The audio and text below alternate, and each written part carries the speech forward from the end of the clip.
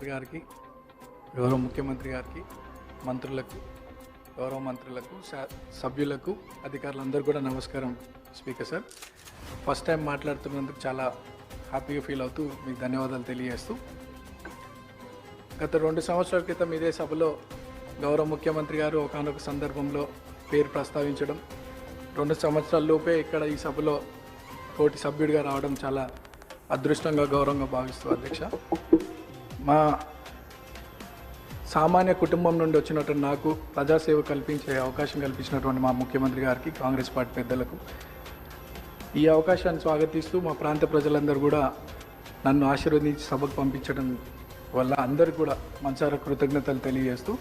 sir ఈ సభలో మాట్లాడే ప్రతి మాట, ప్రతి అంశం కూడా ప్రజల జీవితాలతో ముడిపడింది కాబట్టి సభ గౌరవిస్తూ, సభ మర్యాదలను పాటిస్తూ ముందుకు సాగుతానని, మా ప్రాంత ప్రజల యొక్క